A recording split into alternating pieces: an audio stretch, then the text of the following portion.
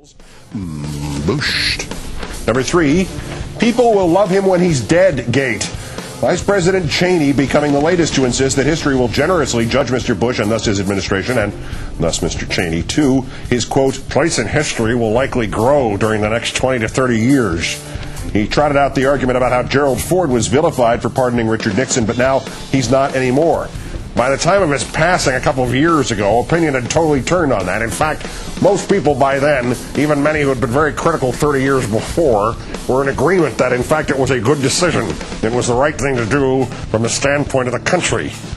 Apart from the reality that the act of pardoning a crooked president to soothe a ruptured nation bears no resemblance to lying that nation into an unnecessary war and getting 4,000 of our troops killed, and apart from the fact that 30 years from now, Bush is much more likely to be considered asleep at the switch on 9/11 than he is now, Cheney is also wrong about the idea that Gerald Ford is viewed favorably 32 years after he left office. The last polling on overall presidential popularity, done by Rasmussen for July 4th, 2007, still had Ford in a tie for the 12th most unpopular president of all time, even though he was only in office for 30 months.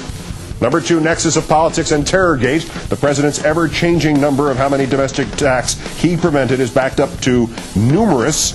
Officially, that would be 4 based on his speech at the War College. We prevented numerous terrorist attacks, including an attempt to bomb fuel tanks at JFK Airport, a plot to blow up airliners bound for the East Coast, a scheme to attack a shopping mall in the Chicago area, and a plan to destroy the tallest skyscraper in Los Angeles. Well, it's skyscraper, but yeah, okay. The skyscraper was the one where Mr. Bush got the name wrong while announcing it to the world before he told the local authorities in Los Angeles that he was going to tell everybody, setting off mild panic there.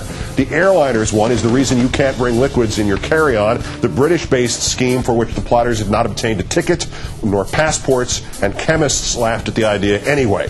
The mall was the deal in 2006 where the guy got no further than trying to buy a hand grenade from an undercover FBI agent. And the JFK plot, that was the mutant who thought he could cause an airport to blow up by starting a fire at a fuel pipeline 30 miles away. So thanks for stopping all these. Nice work, Jack Armstrong. And number 1, insult the dead gate. This is a White House talking point still, even though your average 3-year-old could disprove it using only an Etch-a-Sketch. Spokesman Tony Fratto on the air with Fix News parrot John Scott.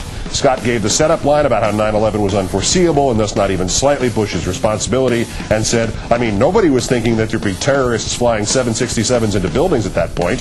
And Mr. Fratto replied, quote, that's true. No one could have anticipated that kind of attack, or very few people. Yeah, well, it ain't true, and out of respect for the people who died that day, you damn well better stop saying it. A President's Daily Brief as far back as December 1998 said bin Laden was preparing to hijack U.S. aircraft in hopes of trading hostages for jailed radicals. The August 6, 2001 brief, of course, told President Bush, if he read it, that there were patterns of suspicious activity in this country consistent with preparations for hijackings.